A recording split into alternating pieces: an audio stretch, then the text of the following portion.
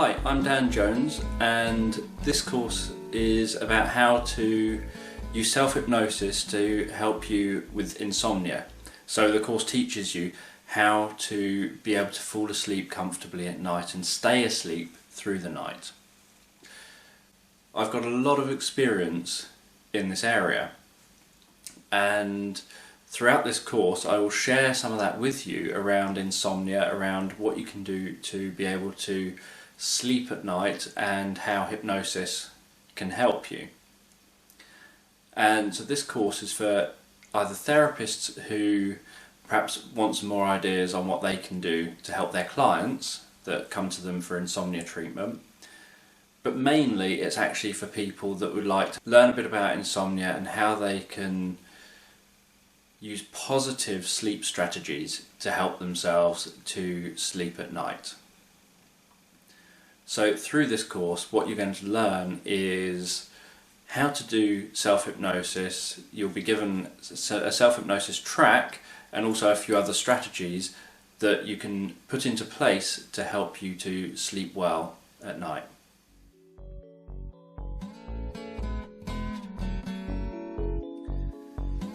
So is this course for you? What I thought would be a good idea is to make just a very brief self-hypnosis video that you can listen to before you decide whether or not to take this course on.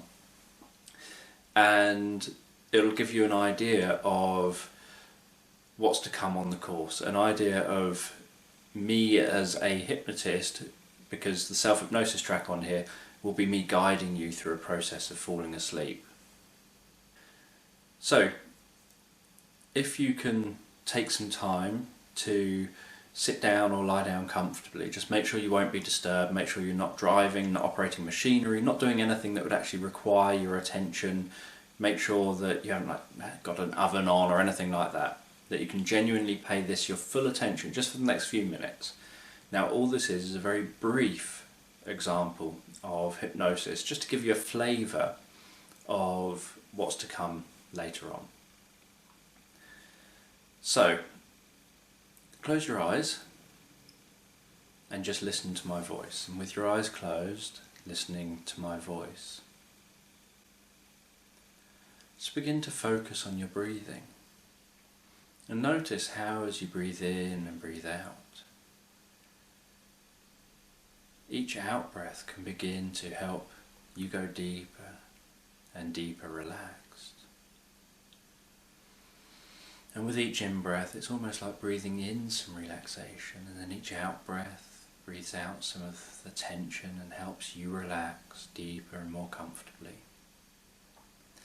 And what you'll find is that you relax in your own unique way,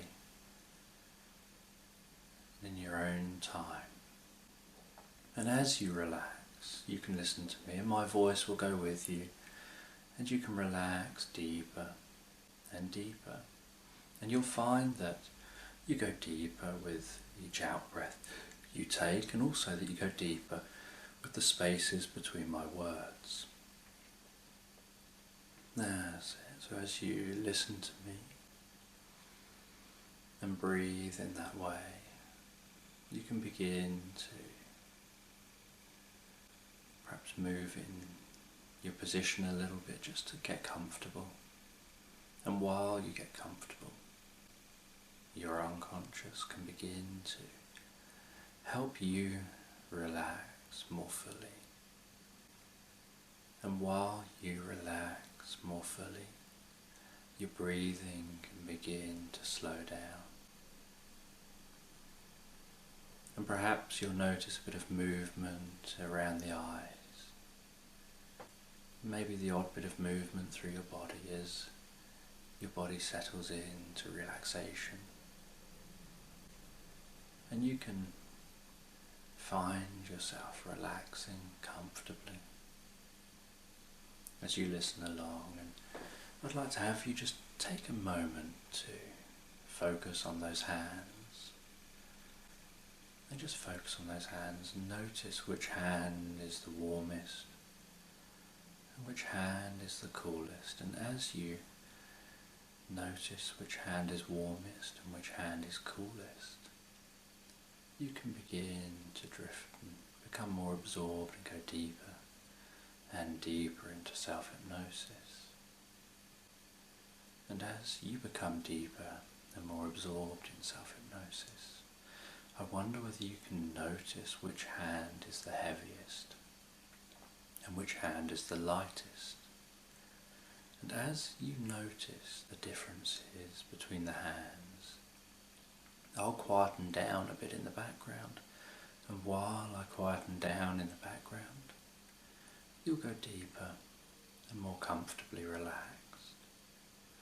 That's it. That's it.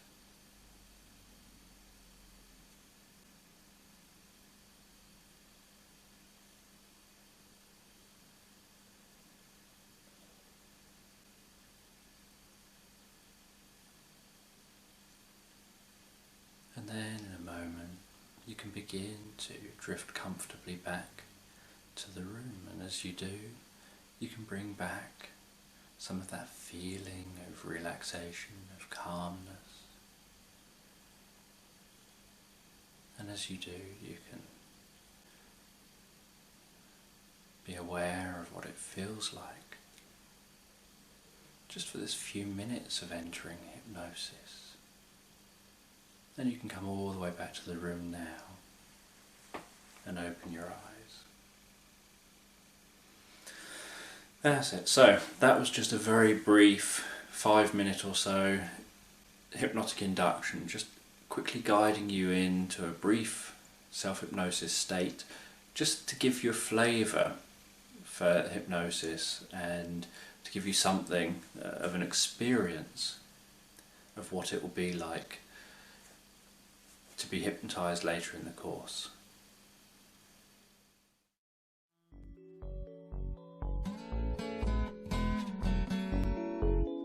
So what is hypnosis and what is self-hypnosis?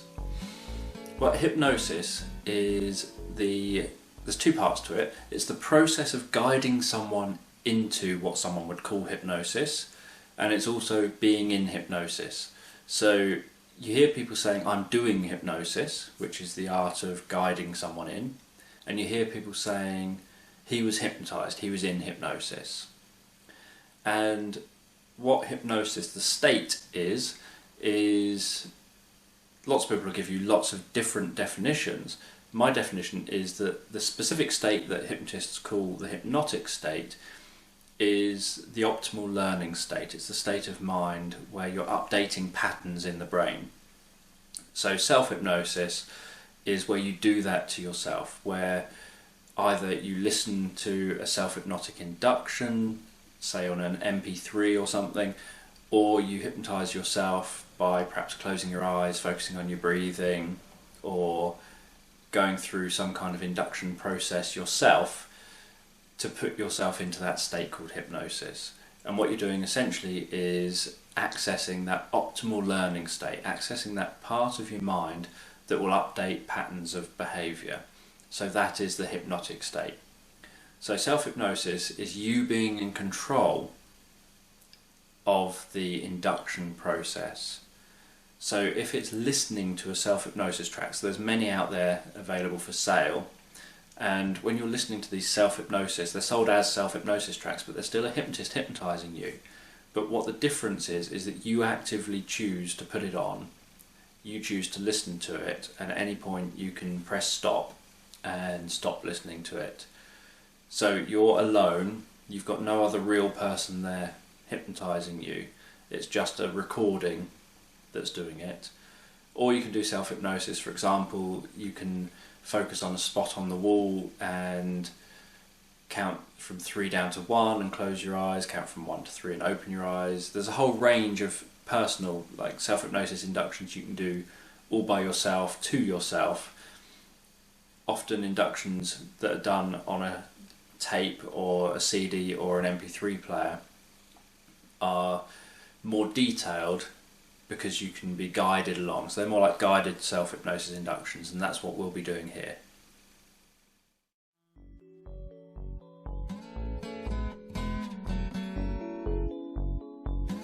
So why do self-hypnosis? Well, self-hypnosis is, as I've mentioned, about accessing the optimal learning state. It's about accessing the part of the brain that's specifically to do with updating patterns of behaviour. So when you try and change behaviour consciously, that's really difficult. You have to use a lot of repetition. You have to use a lot of repetition with self-hypnosis, but it's a different kind of repetition. It's repetition through the instructions going in. It's a bit like advertising.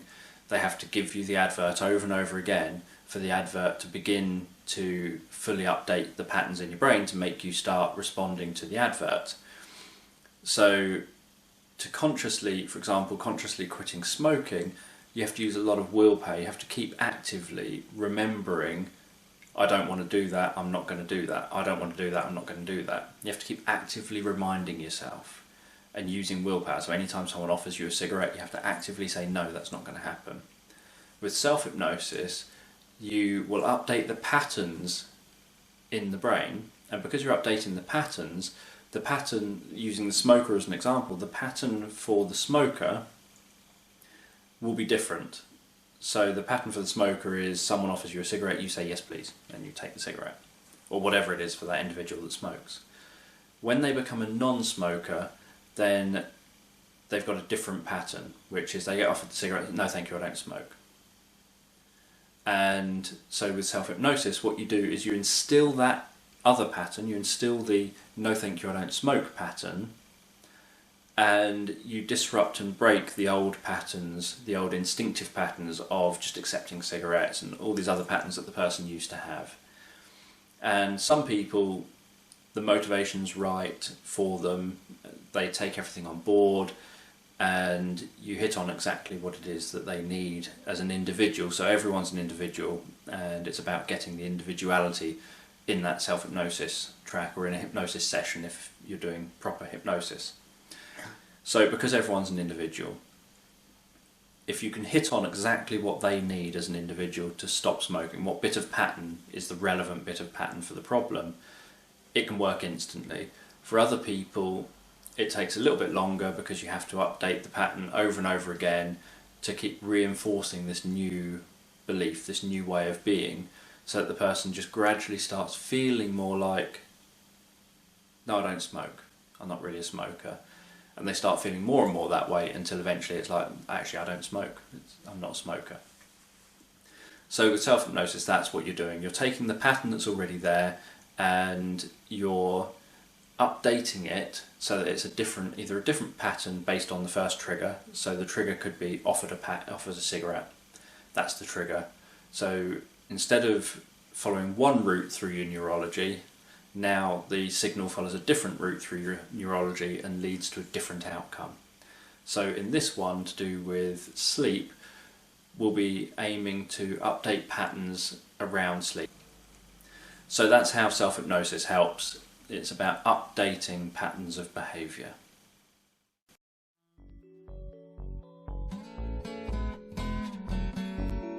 Okay, so how to prepare to use self-hypnosis.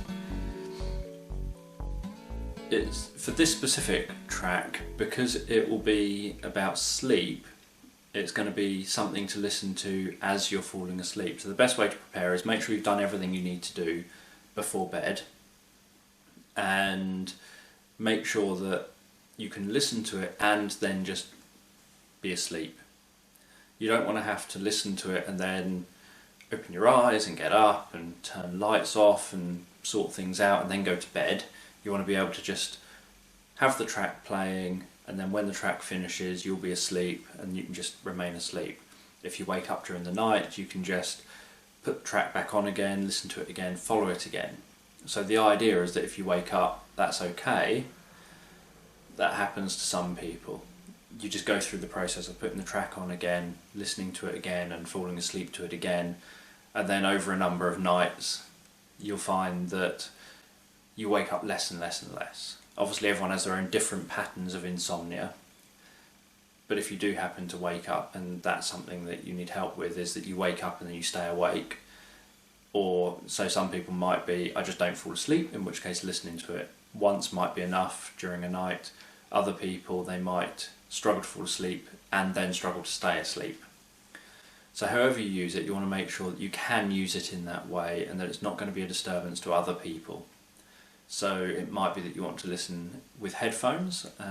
For sleeping, it's probably quite good to use the bigger headphones that go over your ears, because they're not going to sort of dig in. I've tried both headphones before, and sometimes the in-ear ones are okay. If you sleep on your side, you just pop one in and not the other one, and then when you're sleeping on your side, you've got the sounds coming into one ear.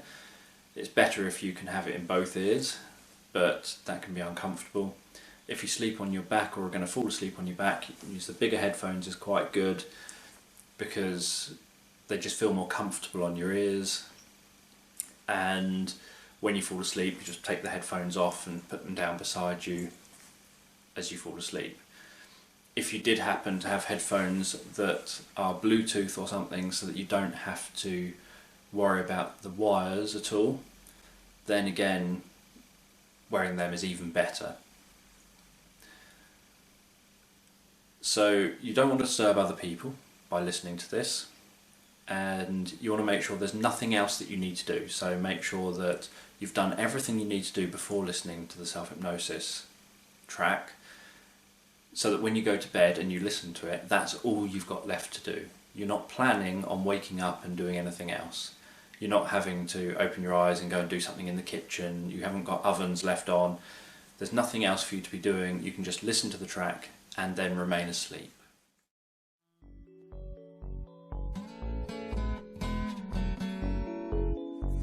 So how often should you use the self-hypnosis track? That's a difficult question to answer, because everybody's different, but you will know within yourself how often you'll need to use it. So for some people, they'll listen to it once, and that night they'll just sleep like a log all through the night, and they may not need to use it the next night. They may have just, that might be it. They might just now be able to sleep perfectly fine through every night.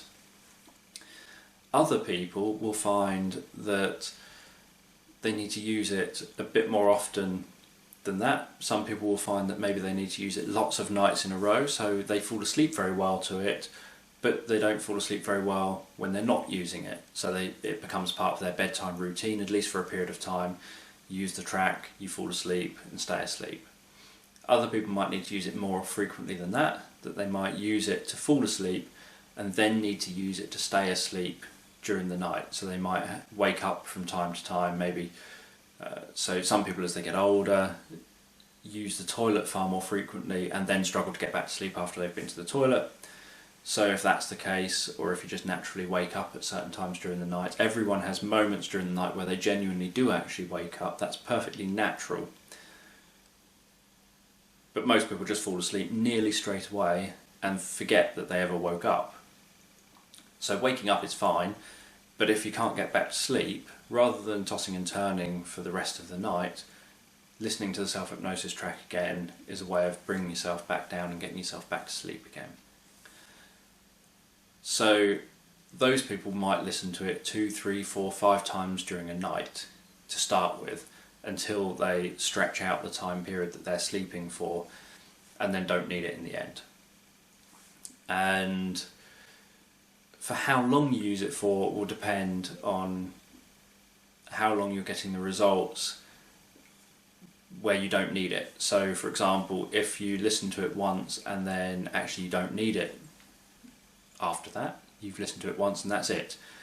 If you listen to it for a few weeks and then you think, I wonder if I need to keep listening to it every night, let's skip tonight, and actually you sleep well, you might start cutting down to once every other night, and then you might cut down to once every 3 nights and once every 4 nights, and you might gradually wean off and just sleep more and more frequently.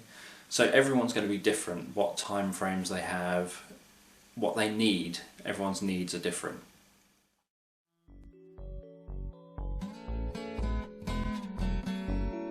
So how can you measure success? Obviously the best way to be measuring success is that you'll be finding yourself sleeping more and more frequently through the night. So whatever your pattern is, you'll be finding that actually that's improved. I quite like scaling, which is a solution focused therapy technique. So you take, say, 1 to 10. 10 is I'm awake all night long and I really struggle to fall asleep. 1 is actually, you know what, I put my head on the pillow and I'm asleep. It's brilliant, I don't need to use any products, I just fall asleep.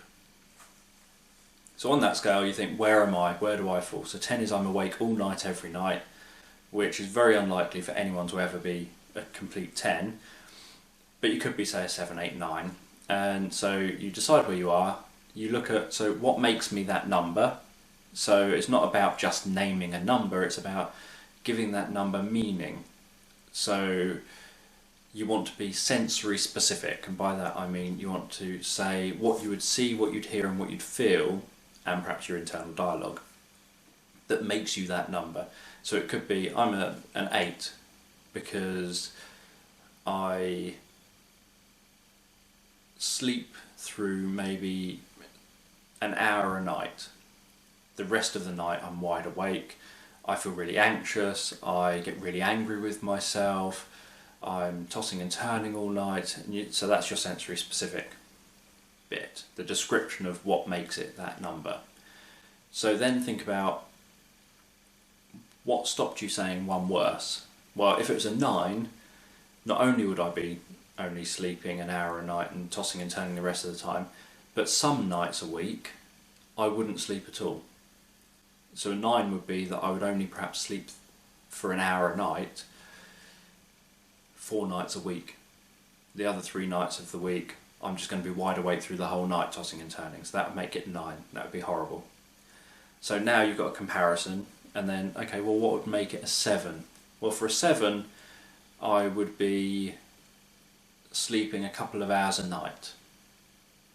So I'd still be tossing and turning, I'd still be getting anxious and angry, all these things, but at least I would be sleeping 2 hours every night. That would make it a 7. That would be a step in the right direction. So obviously that's just me coming up with some random answers. But you think about it for yourself. So you give yourself a rating, give yourself a what would make it a bit worse. If I was to answer that question again and say it was a bit worse, what would I be meaning by it's worse? And if I was to say it was better, what would I be meaning by saying it's better? So you'd give yourself that comparison, and then as you continue listening to this, you're able to compare it and think, right, what I would like to achieve is a 2 or a 3. What a 2 or a 3 means to me is 6 out of 7 nights of the week I'm getting at least 6 to 8 hours sleep, feeling comfortable and wide awake in the mornings and during the days because of having that amount of sleep, and I might have 1 or 2 nights where I only get 4 or 5 hours sleep, but generally most of the time I'm getting this 6 to 7 hours, 6 to 8 hours or whatever sleep a night. So that might be that's what a 2 would be or what a 3 would be, that's what I'd be happy with. And then you can measure, where are you? So you can measure on a daily basis or a weekly basis, where do I feel I've been this week? And so you can measure your success, you're using the track, you're using the techniques that we talk about, you're doing all these things, you can measure the success of what rate am I getting improvement over. And obviously you can also use the discussion area on this course to talk about what your experiences are and what improvement you're making and what challenges you're facing. But by doing that, you're able to rate it and monitor your success. The reason for doing this is I've had some clients who will say everything is as bad as it's always been. And we did scaling before and they'd said it's a 9 because, and they give me a reason. I say, okay, so tell me what's been happening, how things have been. They tell me, and I think, well, actually what you're describing is what, when we asked about what would make it better, what would make it worse, what you're describing is actually a 6 on the scale you used at the beginning. So although you feel like nothing's improved, when you put it on paper, what you're talking about, actually what that is on paper is a 6 on your scale that you've said. So even though you feel like nothing's changed and that it's still a 9, That's just a feeling by being stuck in this area, this sort of zone of challenges. But actually, on paper, when you write it down and write down what you mean, you're actually lower than you think. And that clients often find that really empowering, to see that they're almost like they're looking through glasses that tint the reality around them, and their version of reality, they're looking at it as being worse than it really is, and so they don't see that it's actually better than it really is. And so using scaling is a way of helping to see that better, that things are better than you think they are, but it has to have that sensory specific bit of information with it to do it. So that's a way of measuring your success.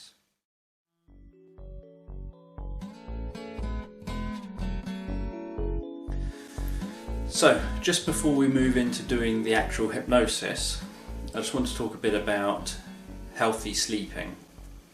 Now, what I'm talking about, for people taking this course, you most likely know all of this already, but I want to cover it all anyway, because some people might not know it, and there might be one or two bits that you think, oh, I hadn't actually thought about that. So, there are different reasons people struggle to sleep at night. And one of the main ones is worrying, that people spend a lot of time lying in bed with thoughts, negative thoughts perhaps, or worrying thoughts going through their mind of, I haven't done this, I should have done that, why did they think this, why did they think that, all sorts of things that you can't do much about, but it goes through your head. Or tomorrow I'm going to have to do this and I'm not looking forward to that, and we chatter to ourselves all the time. So something that's really useful when that's the problem is to be writing it all down.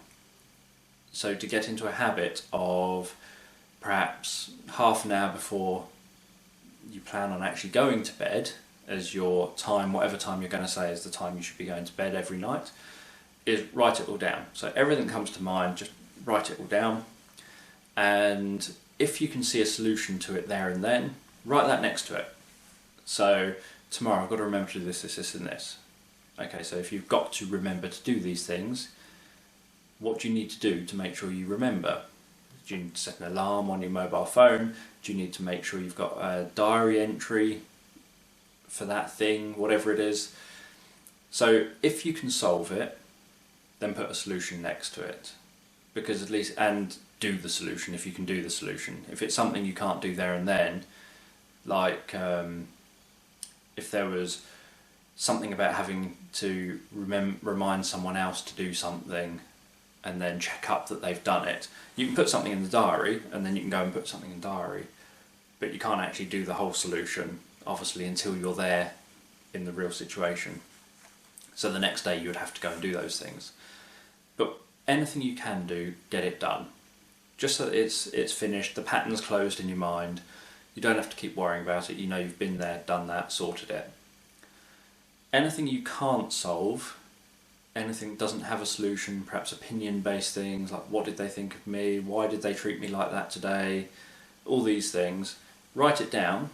If you can write down, so if it is something like why did they do that, or why did they think, what do they think of me, or if it's something about an opinion of another, or an opinion you think another has of you, perhaps write down some alternatives. So reframing is a really good tool for just helping to put things into perspective. So if it was, why did they blank me today at work? I haven't done anything to them. I can't understand why they would blank me and why they would ignore me and why they would treat me so horribly. Write down, that's your worry. What could have led to them doing that? What sort of behaviours, what thoughts, what could have been going on for them? And it could be things like, they're in a hurry, they're really busy, as I was as well at work, and so they just ran past me, probably because they're in their own world, trying to remember what they need to do, rushing around, and that they didn't blank me because they don't like me, they blanked me because they just genuinely didn't notice me, because they were too busy having to rush from point A to point B for a customer or something like that. So it may or may not be real or true, but it's a potential theory. So writing down some positive theories, not negative, loads of negative ones, about they blanked me because they think that I'm this and they think that. Positive theories, they did that because they were in a hurry, they were busy, they're under a lot of pressure, they're very stressed from work, all those sort of things. And it just helps you to put things into perspective a bit. Some other things, sleeping in a dark room. So writing things down, that's very useful. Some other things for general sleep well-being is to sleep in a dark room. The darker the better. Sometimes you can struggle with waking up if you sleep in a very dark room, if it's still dark in the morning, so if no sunlight gets in. So sometimes what's good is to buy one of the daylight light bulb things that wakes you up in the morning, and it starts getting brighter and brighter, the light starts getting brighter and brighter from a certain time period, and it can take perhaps 15 minutes or half an hour. You can set how long you want it to get brighter over. Buy something like that. They're quite good, the daylight lights, and that way you can still have very dark curtains, very dark blinds, whatever, to make sure the room is very dark and yet still get woken up. Another option is face mask, so you can wear you can find one that's comfortable fitting. You can wear a face mask, that will keep it nice and dark, and I sometimes have to wear a face mask to help me to sleep. And then what I'll often do is, at some point late at night, early hours of the morning, I'm normally not conscious of this, but sometimes I have been, I take it off or just knock it off and put it on the floor next to the bed, and then sleep through the last little bit of the night when I'm actually approaching waking up anyway. So actually I'm a couple of hours before morning, and so it's only maybe an hour or something before daylight starting to come up anyway, and so it's a good time to take the mask off so that I'm hopefully at the right stage in sleep. So a face mask could be a good option. Having a nice warm bath before bed helps you to, that triggers, when you go, it's not the bath specifically, but when you go from a warm environment to a cold environment, it makes your body think that it's colder than it really is, and that triggers a sort of internal desire to sleep or to rest. So getting into a bed, obviously you don't want to be freezing cold, because then you find you can't fall asleep because you're too cold. But just that shot of, oh, it's actually quite cold out here, after getting out of a hot bath, triggers that response of it's time to relax, it's time to go to sleep. Don't use iPads or tablets or mobile phones or anything in the last hour or two before bed, because the bright light on it, so Kindles are generally okay, the matte ones, the paper ones, not the ones that have a bright screen, but generally a bright screen is going to trigger, there's a lot of blue light given off by it, and it triggers the receptors in your eye that detect saying this means daylight, and that is a setting that's supposed to reset your biological clock every morning to make sure you stay on track with the 24-hour rhythm of the day. And so if you keep setting that off, firing it off until late at night, it makes it so it's really difficult to sleep deeply and to fall asleep comfortably. So if you can, avoid using any electronics, TV and all these things that create light in the run up to bedtime, in the couple of hours before bed. Try not to exercise in the couple of hours before bed, try not to drink coffee in the couple of hours before bed, and so no TV or anything, and try not to eat in the couple of hours before bed, and the same with drinking water. If you drink water or liquid too near to bedtime, again, you're likely to perhaps wake up during the night because you need the toilet, and so you might not sleep so deeply, and you might end up, some people will sleep through the night and then need the toilet a lot first thing in the morning, but actually they haven't slept very well for a big chunk of the night because they needed the toilet from much earlier on in the night, and even though they didn't get out of bed, their body was partially absorbed in the idea that they needed the toilet, and so that affected their sleep. So doing all those things helps, and also in children's homes we used to call it putting the house to sleep, but it works for adults as well. So what you do is you make sure the curtains are drawn nice and early, so especially in the summer where it's light until very late at night. So say you normally go to bed or want to go to bed at 10:30, then it could be that 7 o'clock in the evening you draw the curtains, you start winding down the house, you make sure big lights aren't on, and you have little lamps on, so that everything is about it being darker, it being night time, it being about coziness. You don't want things like arguments into the evening. You want everything to be about relaxation. So especially in those last 2 to 3 hours before bed, you want everything to be about relaxation, everything to be about calmness. So when helping children to sleep, if you're very lively and say a parent that comes home having not seen your kids all day and you come home at 8 in the evening and suddenly you're bouncing around with your child and you're being all lively and having a lot of fun with them, that's all good.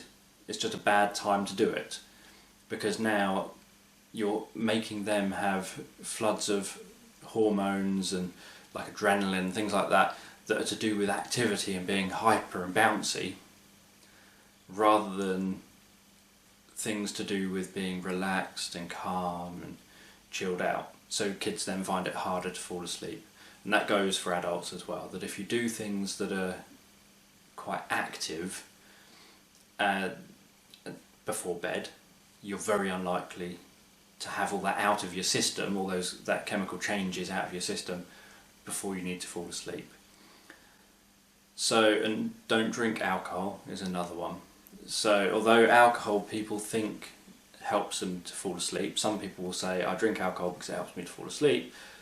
It's a depressant, which means it is something that slows your body down, like your heart rate and everything. It slows your body down generally, although it applies a lot of pressure to your heart in the end, and then your heart rate can speed right up again.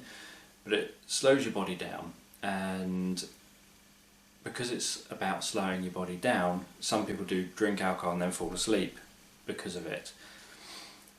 The flip side is that the alcohol actually affects your brain in a way that means that you don't get deep sleep. So it keeps you from having deep sleep, which is the recuperative part of your sleep, the part of your sleep that repairs your cells, repairs your body.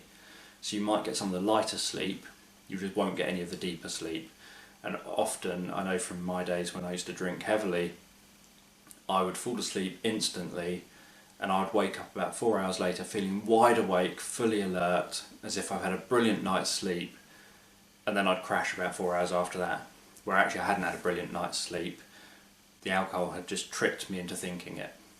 So if you want to drink alcohol in the evenings, try to do it early evening, perhaps with a meal, say 7, half 7, so that you've got a good few hours for that to get out of your system.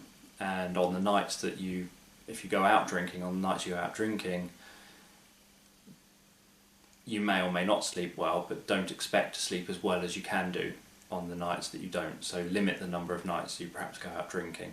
So that's just a few tips, just general tips to help you to be able to sleep better anyway, regardless of just the self-hypnosis part that we're about to do.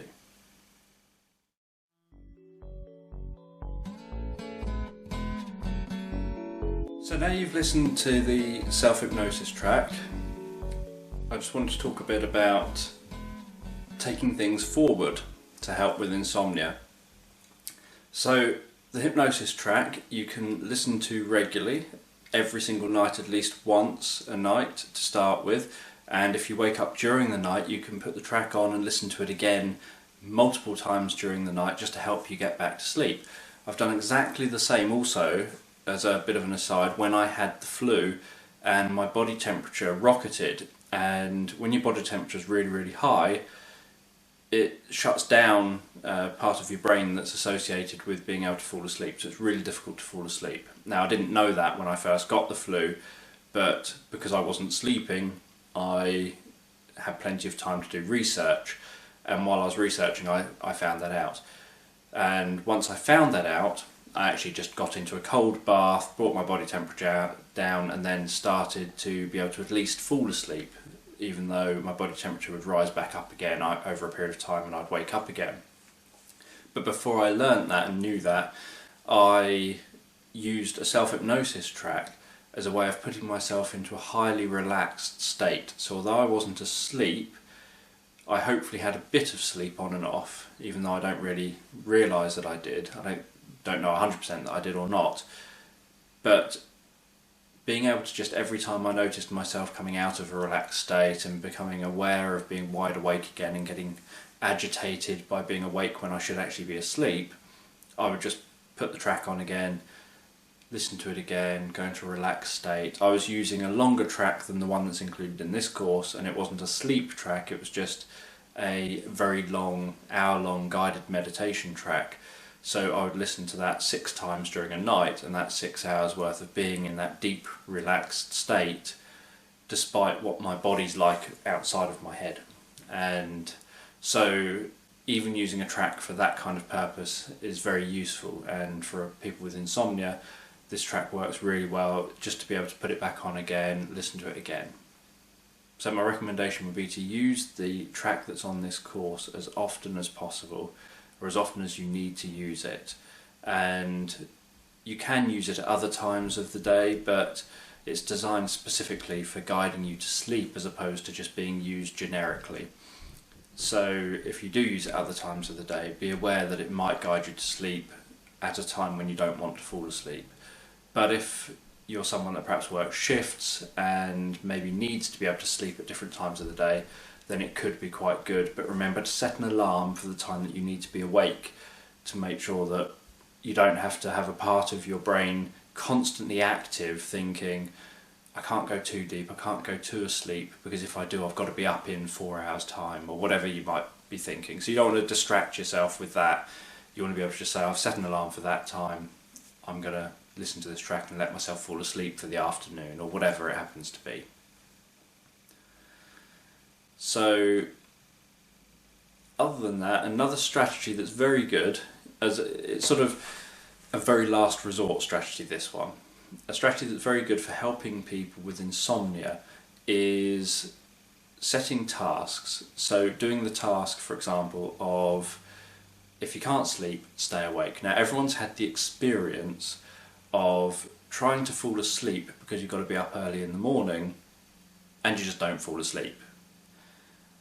Everyone's also had the experience of wanting to stay awake late at night to watch a film and falling asleep before the film starts. So the way our brains work is a little bit paradoxical, in that when you spend all your time thinking, gotta stay awake, gotta stay awake, gotta stay awake, the pressure that's built up by thinking that makes you more likely to fall asleep. And it's even worse if, instead of saying I've got to stay awake, I've got to stay awake, and trying to force it, if you're saying don't fall asleep, don't fall asleep, because then not only are you attempting to stay awake, but you're giving yourself the command at the same time, fall asleep, because your brain doesn't understand the don't part of the message. And the same with the other side of it, is gotta wake up early, gotta wake up early. The pressure you put yourself under, getting your mind sort of cycling through that, somehow your brain seems to think, just sleep straight through it. Whereas, and it's even worse again, if you say, don't wake up late, because again, you give yourself the command to wake up late. So your brain seems to respond to things in a paradoxical way, that the more effort you put into something, sometimes the harder you make that to actually work.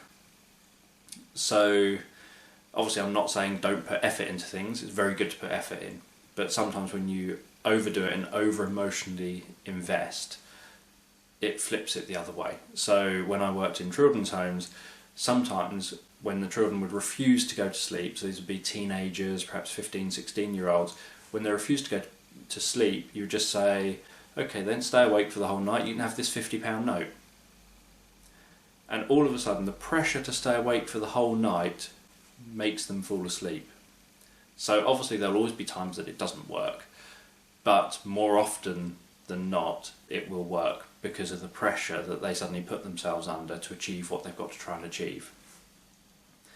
So from a task setting point of view, it is incredibly successful when you set people tasks that if you go to bed at X time, whatever time that is, and you're not asleep within this amount of time period. So if you were doing the hypnosis, obviously the first thing you're going to do is be listening to the hypnosis track. So it could be, if you've listened to the hypnosis track and you're not asleep within, say, 20 minutes of listening to the hypnosis track, get up, and if you're someone that your insomnia is not that bad and you normally go to sleep a couple of hours later, then you're not going to want the extreme version of this. But so I'll give you the non-extreme version. So you would get up and go and do something really boring for, say, an hour. So it's got to be something really boring. So it could be standing reading a dictionary, so not sitting where you might fall asleep in the chair, standing reading a dictionary for an hour and then closing it and then going to bed. Or if there's a job that you should be doing that you're putting off, like your tax returns or something like that, do the tax returns, or washing up and all these other household chores, not noisy household chores that wake other people up, but household chores. You might do that for an hour or two. And you do it for, if you say, well, normally it takes me 2 hours to fall asleep, then do it for 3 hours. If you're not awake, if you're awake after 20 minutes of when you should be asleep, spend 3 hours doing that chore, doing that boring thing, whether it's reading the dictionary or whatever it happens to be. And make sure that it's in an uncomfortable position, like just standing, reading, not sitting down reading. So the extreme version has you not getting any sleep during the night. So you stay awake all night long, you don't go to bed at all. So that's for people that have only perhaps got 1, 2 or 3 hours sleep a night when they do eventually fall asleep during the night. So for those people, that level of sleep loss shouldn't make a huge amount of difference on their performance for the next day, because they're used to performing on minimal sleep anyway. And under some circumstances, like if you do a driving job or something, you probably shouldn't be doing that kind of work if you're that sleep deprived, whether you've had no sleep or whether you've had 1, 2 or 3 hours sleep. So the idea is you stay awake for the whole night doing something boring like standing up and reading or whatever it is. You don't have things like a coffee or anything like that. You don't do things to keep yourself awake intentionally. So you don't put big lights on, you don't do anything like that. You keep in that sleepy type of environment. You just keep yourself awake. Do not let yourself fall asleep at all through the whole night. Then the next morning, you get yourself up and dressed and sort yourself out like you normally would, and then you go through your whole day not sleeping. So you don't have a nap in the afternoon or anything. You go through the whole day not sleeping, get to the end of the day, you have your time when that is my bedtime, so say 10 o'clock at night or whatever it is for you, and you go to bed again. So the idea is that all you've done is you've done life as normal, except that you've lost 3 hours sleep that were the 3 hours that you would have perhaps slept in that night, or 2 hours or 1 hour or whatever it is. And then you do that every single night that you're not asleep within 20 minutes. So if at 10 o'clock at night on day 2 you go to bed and you're not asleep within 20 minutes, or if you're listening to self-hypnosis track, you're not asleep 20 minutes after you've listened to the track, you get up, you spend the whole night wide awake again doing something really boring all the way through the night, and then at 7 o'clock, 8 o'clock, whatever time in the morning is your get up time, you get yourself sorted, you do everything as you normally would for your getting up time. It could be you spend the night addressing issues, like going through, as we talked earlier about the lists, going through the lists and looking at resolving everything, whatever you do. But you do not sleep, and you do not make it so that it's really bright. You do not try and force yourself to stay awake in terms of like having a coffee or a stimulant or anything like that, or putting big bright lights on. You just make it so it's quite a chore. It becomes harder and harder to force yourself to stay awake. And in theory, all you're doing is missing 1, 2 or 3 hours of sleep. So you're not missing 8 hours of sleep, because you're not doing 8 hours of sleep. You get 3 hours of sleep a night, say maximum, if you're doing this. So by the end of day 2, you've then, day 1, you went to bed at 10, didn't fall asleep 20 minutes after going to bed. You missed 3 hours sleep that night because you stayed awake the whole night, the whole day. End of that day, you didn't fall asleep after 20 minutes again, so you again miss 3 hours sleep. So you've only missed 6 hours of sleep. Now, what frequently happens is that before the end of a week, most people get to bed at 10 o'clock or whatever time your bedtime is, and they just go out like a light. They fall asleep and they sleep right through, and then they wake up. And they know that if in the future at any time that insomnia comes back, they will then do that task again. They will then go and make sure that they stay up. They won't just think, oh, it's back again, it hasn't worked, it's gone back to the way it was, let's not do anything about it. They'll do the same thing. So the day the insomnia comes back, after 20 minutes, you would stay awake for the whole night. The difference is this time you might miss more sleep, but the idea is that you know you've got a strategy there. I remember one person saying, I always keep a rag and the polish under the sink, and it's my nighttime rag and polish. And I know that if I get one of those bad nights, I have to go and get that rag and polish, and I have to spend the whole night cleaning all the brass, cleaning the whole house from top to bottom, and I know by the next night I'll sleep soundly. So that's just a strategy that's highly effective, but it's a last resort. It's much nicer to just use the self-hypnosis track and have that work. But from a therapy point of view of treating insomnia, sometimes you need something more drastic as a treatment.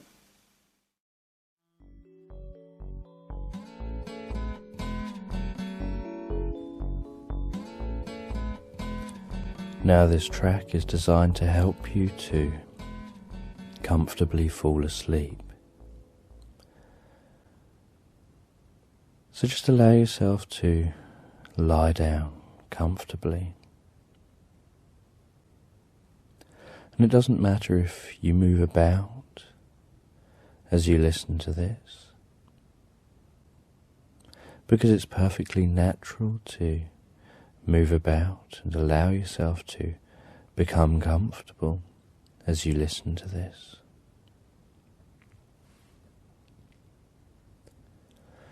And so with your eyes closed, just take a few moments to begin to focus on your breathing. Allow yourself to focus on breathing in and breathing out.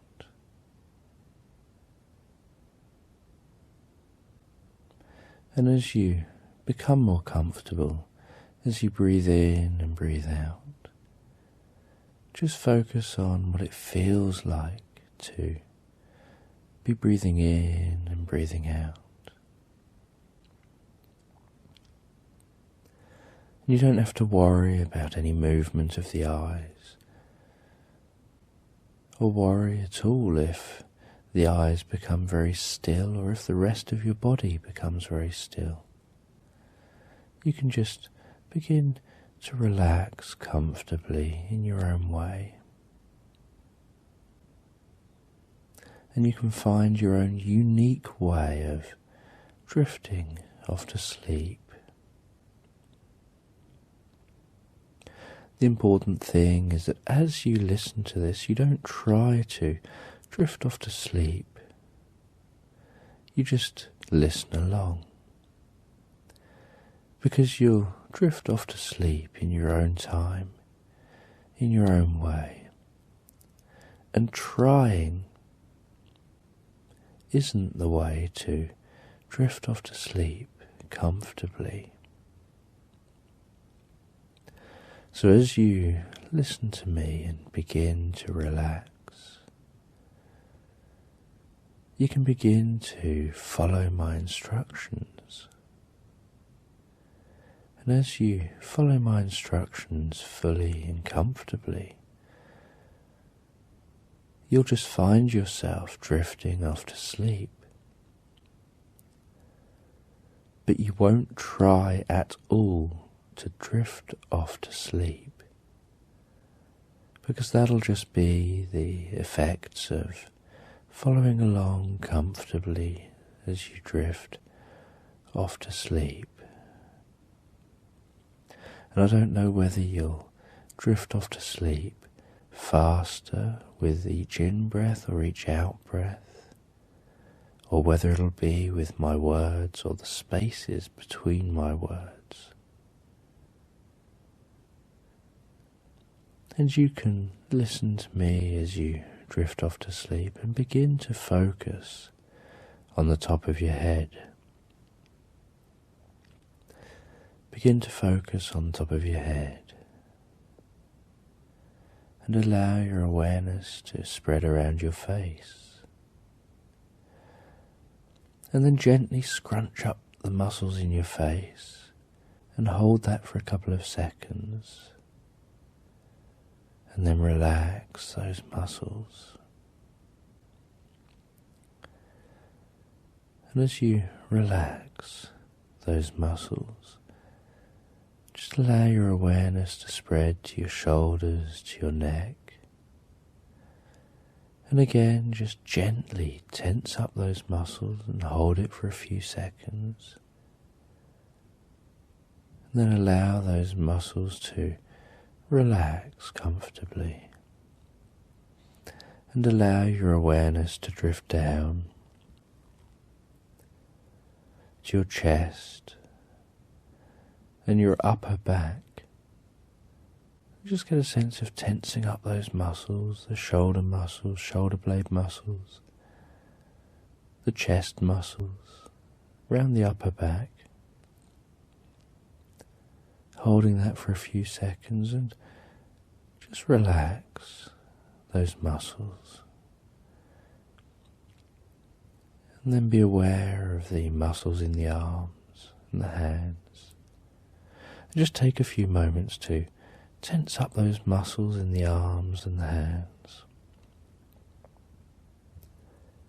Hold that for a few seconds and then just let that tension go and relax comfortably.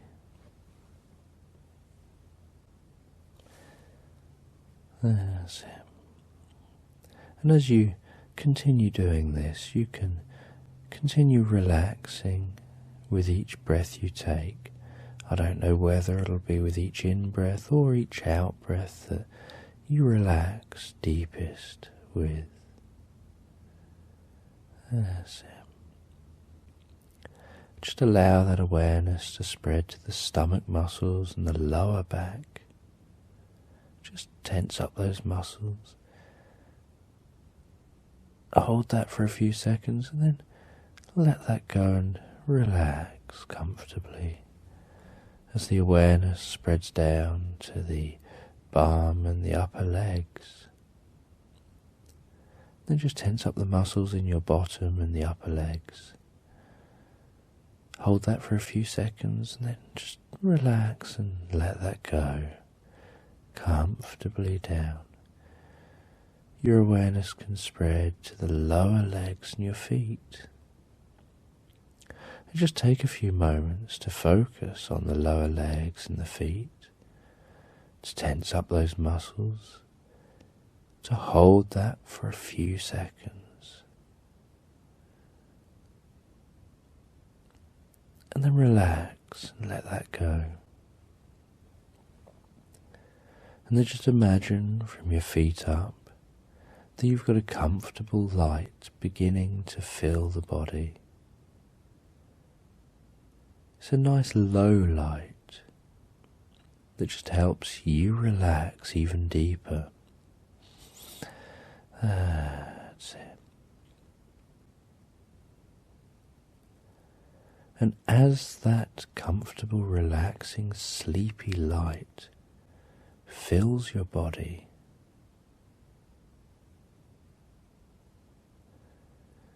I'd like to have you just imagine in your mind that you're stood at the top of a beautiful garden and you're looking out over that garden. You can see the sky, and I wonder whether there's any clouds or not. And you can see the movement of trees and bushes and flowers and plants and grass, and you can see that path leading down the garden.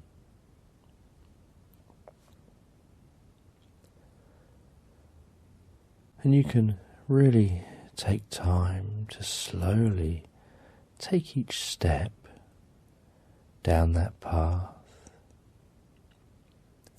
reaching a gate to the back end of the garden. Just as I reach the number 1, and you can walk down that path in your own time, at your own speed. And with each step you take, you'll drift deeper and deeper, deeper and deeper, more comfortably off to sleep. Whilst at the same time being more absorbed in this dream, more absorbed in this dream. It'll tie up any loose ends from the day. Tie up any loose ends from tomorrow. It'll just tie up loose ends. And you can walk at your own speed to the gate at the back of the garden. Perhaps you'll smell the flowers as you walk through the garden. Maybe you'll stop and smell a few flowers. Maybe you'll touch a few flowers or touch the grass. Maybe you'll feel the breeze on your skin. Maybe you'll be curious about the sound of each footstep. And you'll reach the gate at the back of the garden when I count to 1, 20, 19, 18, 17,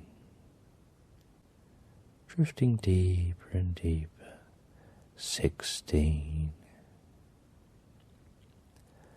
15, becoming more absorbed in sleep, 14, 13, 12, 11, 10, 9, going deeper and deeper, 8, falling asleep, 7, comfortably, deeply absorbed in the dream, 6, getting closer to that back gate, 5, 4, 3, 2, 1, and you can reach out to that back gate and open the back gate and step through it. I don't know what it will sound like and feel like as you open that back gate and step through it. And you can find yourself on another path that leads through to a little secret part of the garden. And that secret part of the garden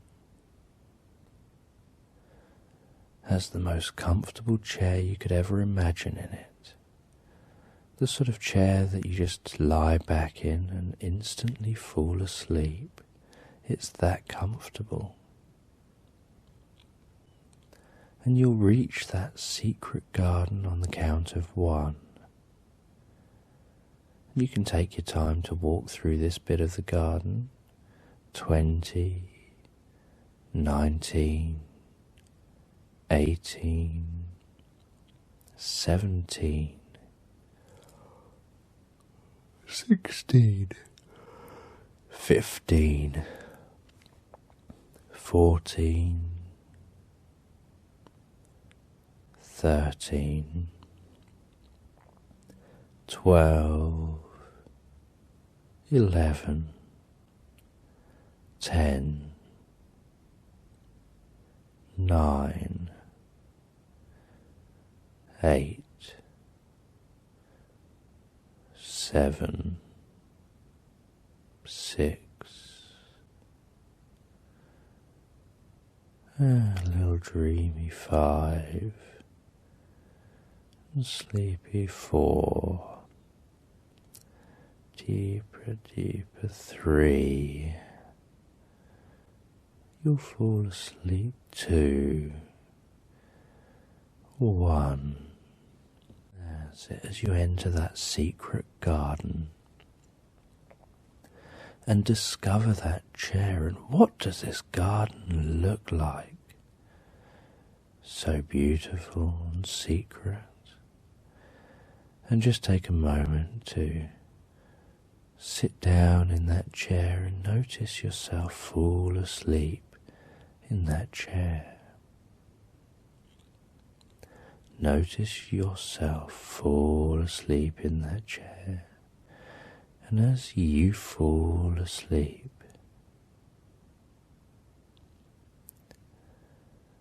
you awaken in a dream. You awaken in a dream under a tree. You awaken in a dream under a tree. And you stand up in this dream,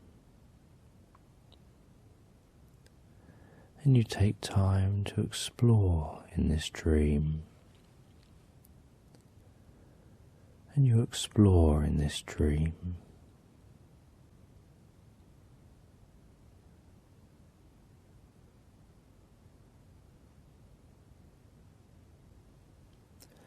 That's it.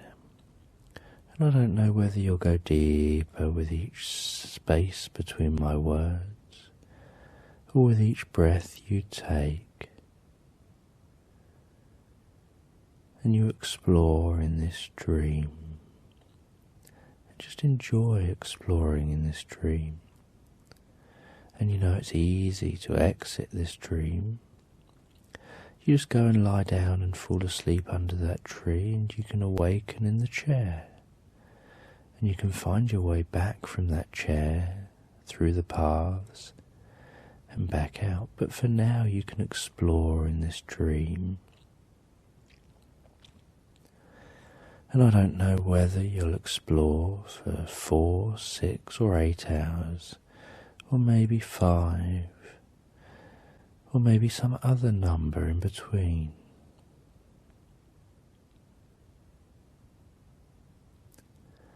And you can explore in the dream.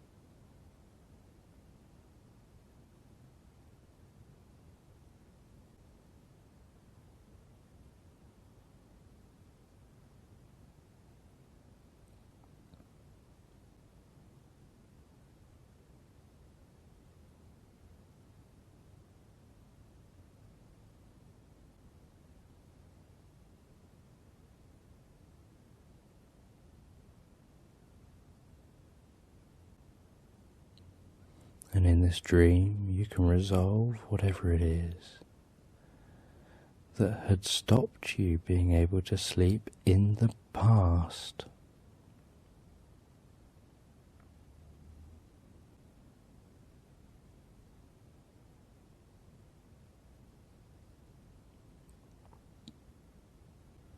And each time you listen to this, you can fall asleep even quicker.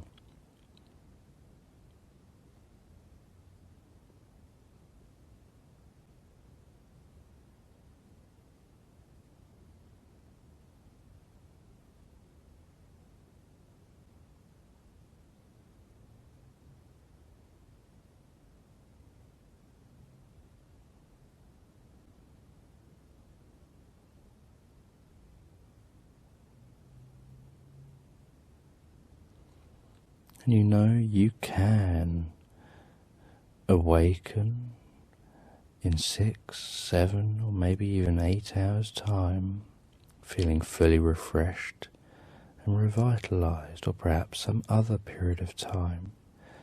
Only your unconscious knows exactly how long you sleep comfortably for, how long you need to sleep comfortably for. All I know is that you will learn to do so for the appropriate length of time each night, and ideally you'll be giving yourself 6, 7 or 8 hours to sleep each night.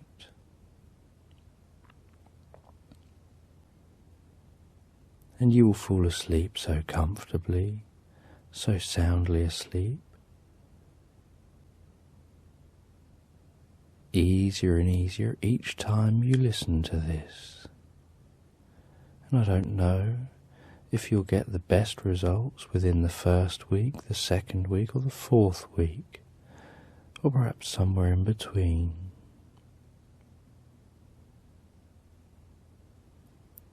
Before you finally get permanent, successful results, before you get permanent, successful results. And you can continue exploring in this dream as you drift deeper and deeper asleep, so easily, effortlessly, without thinking at all. Easily, effortlessly, and without thinking at all. Just comfortably drifting off to sleep.